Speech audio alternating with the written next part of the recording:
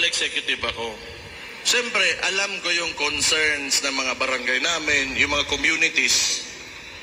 Ang problema, dahil siguro, kasi nagsasalita nga ako, not really against, but I'm just pointing out, tinuturo ko lang naman yung yung mga kailangan ayusin. Kung tingin nyo against ako, di wala akong pakialam. If you take it, negatively, wala akong pakialam. Pero hindi pwede na hindi tayo magsalita.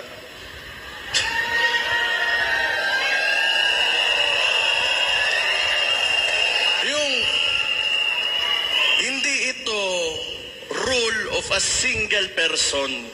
It's demokrasya tayo eh. It is the rule of the majority.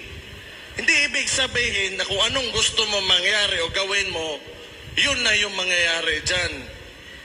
Kailangan mong pakinggan yung boses o yung mga sentimento talaga ng mga tao. And unfortunately now, that is not happening. How can you govern a state or a nation if you do not listen to the majority?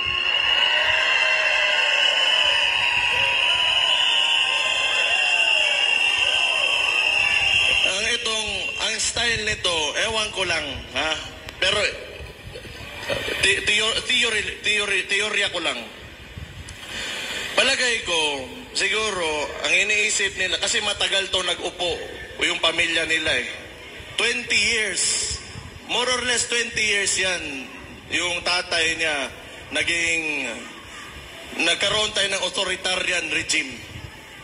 Siguro, may gusto talaga to na maibalik yon. Kasi sa ginagawa niya ngayon, hawak nila lahat. Ito mainstream media, wala na yan. Wala na yan. Lahat ng formula na ginagawa nila before, they are attempting to do it now. Yeah, correct. Noon, siguro, 1970s, magagawa mo yan. Yeah. Walang social media. And mga tao, medyo, mahirap yung connectivity. Correct. Ngayon, mahirap ang TV nga noon eh. Sinusubukan na naman nila ulit. Ang gusto niyan, monarkiya. Yung nagsimula talaga yan, yung hakbang ng maisog, pagkatapos nung people's initiative nila. Gusto nila ng charter change so that they can perpetuate their position hanggang sa kung kailan nila, hanggang sa mamatay na lang tayong lahat. Ayaw nang bumaba.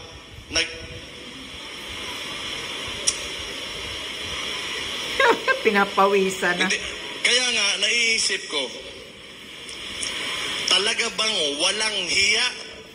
Kapal ng mukha. Walang hiya talaga? O tanga? Hindi, kapal ng mukha.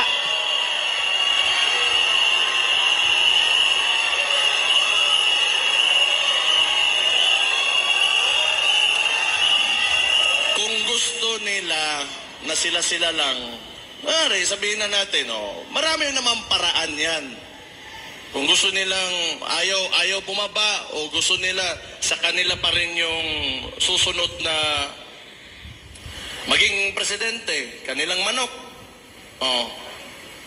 O di, magtrabaho ka.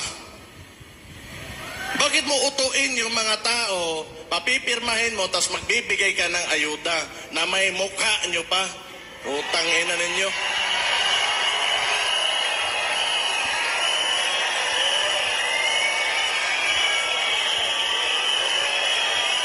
That is also one reason kung bakit alam niyo nandito talaga ako.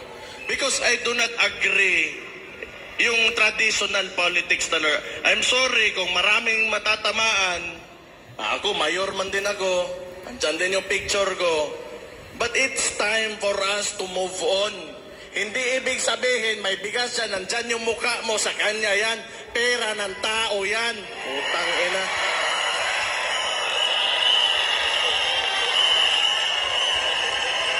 Yes. Pera ng taong bayan yan, tambaluslos, putang ina ka. Alam nyo, Baboy ka.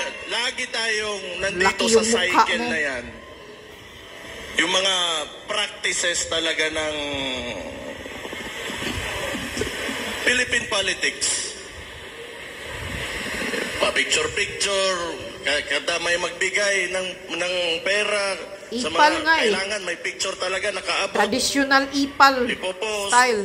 Kunwari, sa kanya yung pera na yon, hindi naman talaga. Huwag na kayong maniwala sa ganon. Kailangan, we have to go beyond that.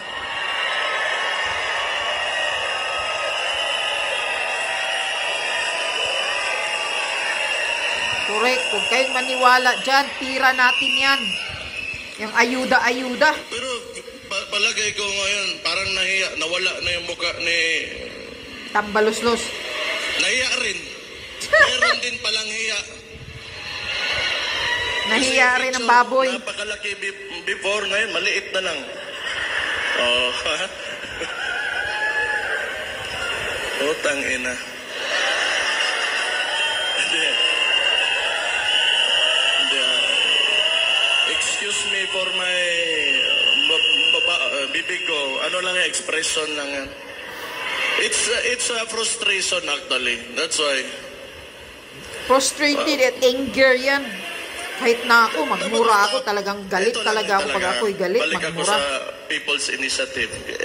Naputang Utuhin inang mo yung mga gobyerno tao. ito. Kasi yung takbo pa ng... may Senate hearing man yun. Senator Amy Marcos was there. Nakita talaga, may findings talaga na nangyari yon, na niloloko nila yung mga tao.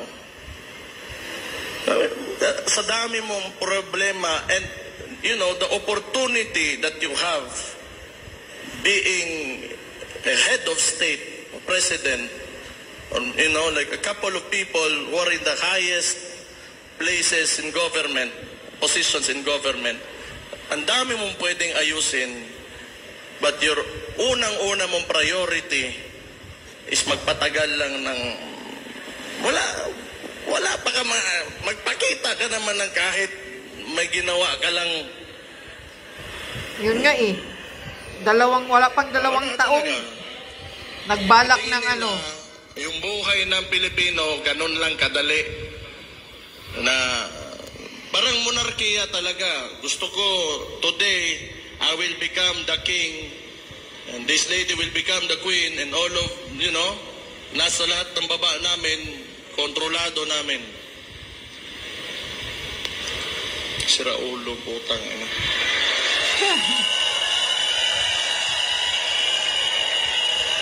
Si Lolo, andyan oh. Tingin niyo ba, normal yan? Baliw yan. Mga utak. Either makapal talaga yung mukha mo. Baliw ka. Dumaan ng election. Yeah, tapos baliw. Or tanga ka. Bangag. Yun. Hindi ako nagsabi nun.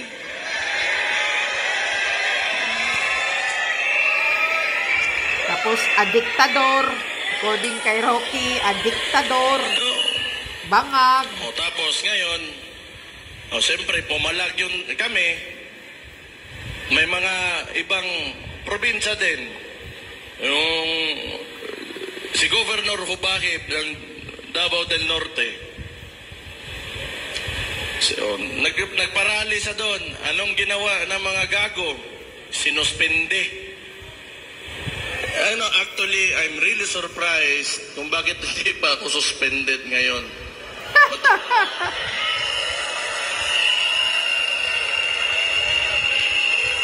Siguro,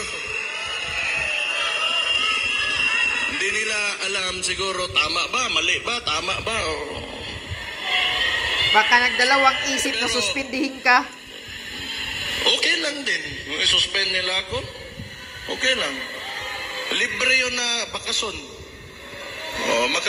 Yung mga anak ko, mapasal ko, wala ko iisipin. Hindi na ako mag-take ng leave. Pero, you know, rumors lang din naman yun. sinuspende nila si Governor Hubay pagkatapos ng hakbang ng Maisog. Kasi hindi sa kanila, hindi pwede na magsalita ka. Hindi pwede na may ibang tama or may punto ka. Kailangan sila lang yung pwedeng, sila lang yung tama lagi. Saan yung utak nito mga to? Bangag nga, kaya walang utak. Walang matino na utak. Insecured pag mayroong rally. Pumunta kami ng Bulacan. Ang hakbang ng Maisog, nag-attempt sa Bulacan. Hindi natuloy. Ang dami nilang exhibition. Gamit pa yung mga tao sa gobyerno. Sa Dumaguete, it was the same thing. Pumunta kami ng hakbang ng Maisog, andon, kasama si former President Rodrigo Roa Duterte. Nilagyan nila ng mga truck yung park kung saan dapat yung demonstration. So, bakit ganun ba kasupot talaga yung mga galawan ng itong mga to? Hindi na lang pwedeng hayaan na lang. Maglaro lang kayo ng patas. So, matotal, wala man talagang masasaiyo ang lahat nitong mundong ito. Walang ganon. Walang ganon. Kahit kung sabihin mo, napakagaling mo, may isa talaga, dalawang tao dyan na will disagree with you. And hindi pumapasok sa utak nila. Kaya nga, hindi ko sobrang extreme yung thought process ng mga tao na ito. Pagkatapos Dumaguete, so kailangan naming lumabas, lumipat, yung mga tao naglakad papunta sa ibang park kung saan tinuloy yung demonstration. So pahihirapan ka talaga nito nila. Pagkatapos naman, yung malala sa Tacloban, ginawa nila, naglagay pa rin ng mga dump truck.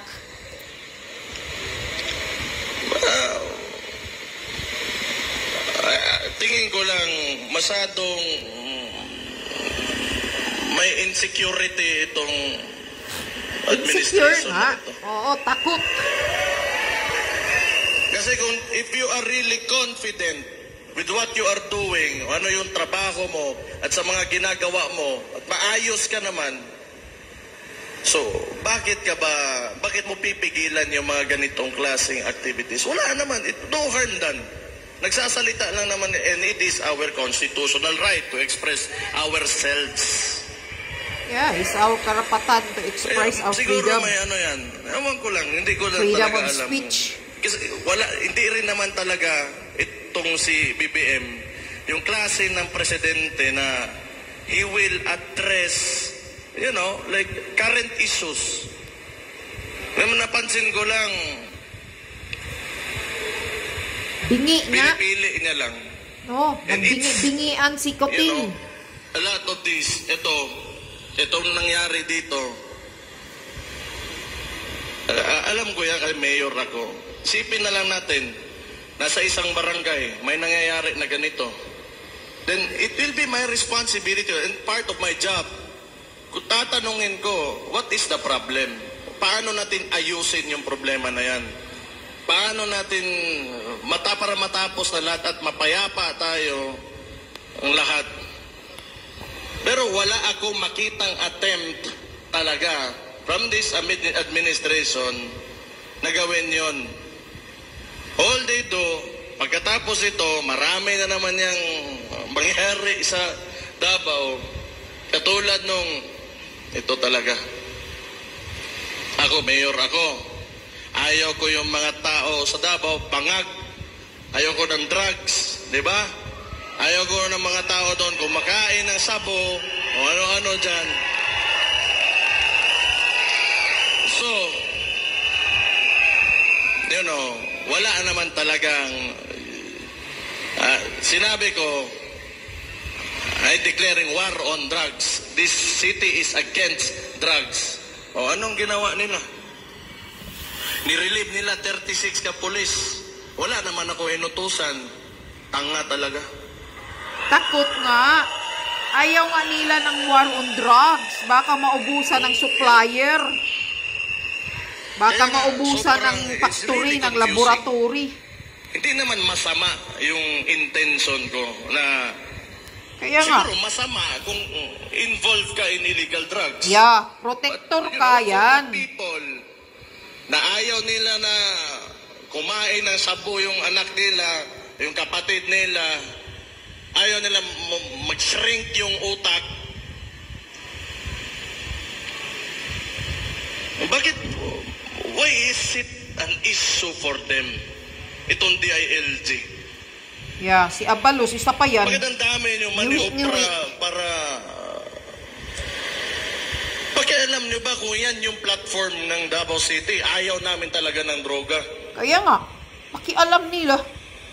Walang hiyang gobyerno talaga. Gusto What? nila dadami ang mga adik, So, katulad nila mga bangag. Does it mean that you are supporting illegal drugs? Yes. Yeah, isa yun. Oh. It means they are protector ng mga ano, according kay Maharlika. Your declaration on war on drugs is because I am concerned of the welfare of the Davaoeños. Tama naman yun. Tapos gusto nilang barahin, sira ulo. Ayaw nila ng mag-ano ka ng war on drugs dahil takot sila baka maubusan ng ano, Ang daming, laboratory. tapos read, eto pa, ang nangyari doon, Walang hiyang talagang ang gobyerno. ginawa nila kang sa property ni Pastor Kibuloy, Isa pa yan. According kay Abalos, wala daw overkill. Overkill, yung mukha mo, Abalos. Niwi-niwi yung bunganga mo.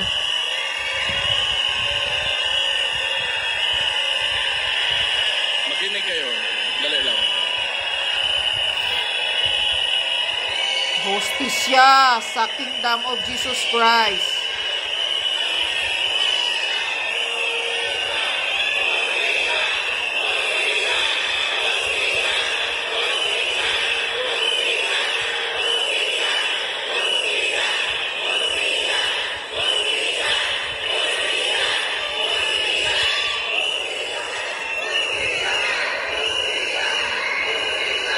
Tama talaga.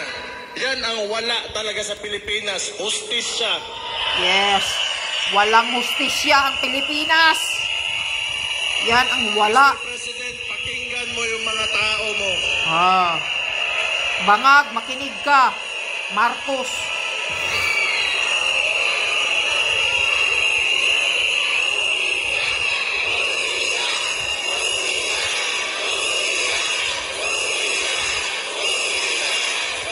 Nagtataka lang din ako Senator Bungo, si Senator Bato, tahimik sila sa pangharas doon sa Kingdom of Jesus Christ. Wala silang salita. Ayan. Oh, kaninong kagagawan to? Huwag nyo sabihin yung regional director. Oh, huwag nyo sabihin ako. Huwag nyo sabihin yung Chief PNP. Kaninong utos yan? Yung pag Tatlong rehiyon ng mga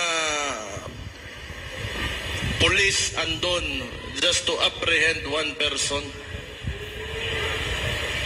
Excessive show of force talaga. What? Are you trying to intimidate us? Yeah. Takutin ang Davao, Kaya takutin naman kayo mga Duterte. tangina nyo. Tangina ninyo. Ang mga tao ang naglagay sa inyo dyan.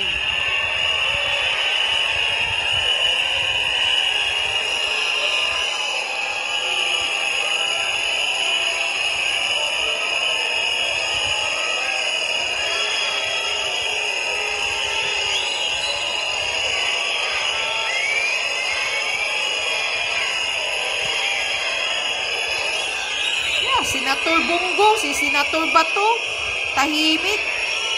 Walang pagkundina sa mga SAP.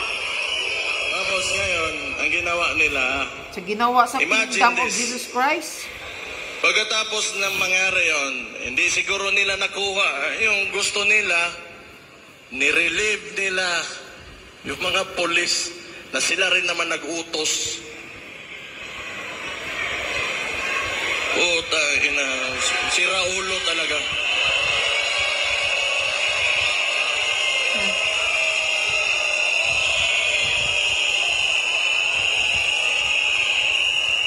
Kinontradict lang nila yung kagagawan nila. Kinokontradict lang talaga nila sarili nila. Tapos ipapalabas nila, wala naman talaga itong ginagawa, itong administration na to. Alam nyo saan magaling to? PR lang. Lagi lang, kasi hawak nila sa mainstream media, lagi gusto nilang utuin yung sarili nila na everything is alright and walang problema. Yan lang talaga, sige.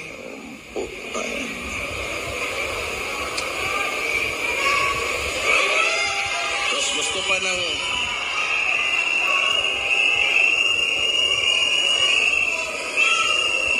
gusto pa ng gulo with China. Pwede ka naman, you can approach, the best way to approach, especially pag territorial conflict, is through diplomacy talaga yan. Sino ba naman gusto nga makipagpatayan ka dyan? Nagsalita na ngayon dito kanina. Nandito yan, di ba? Yung fisherman natin na galing na sa kanya sa sarili nilang press conference at sinabi sa mukha nila talaga na noon nakakapagpangisda pa sila doon, ngayon mas nahihirapan sila. Kaya nga, sampal sa mga congressman. Huwag niyo sabihin, bayad yun. Pahiring-hiring pa sila sa Congress. Sinabi ng mga mangingisda na noong panahon ng Duterte, maayos silang nakapangisda. Ngayon, ginigipit na sila. Pahiya. May naalala lang ako. Ang kapal ng mukha ng animal na congressman na nandyan. Ordinaryong Pilipino, mga Kapampangan, at saka yung mga dumayo dito, hindi kayo takot.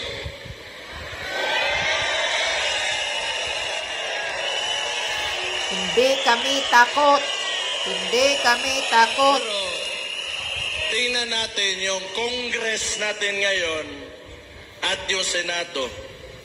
Yan. May maisog ba? Yes.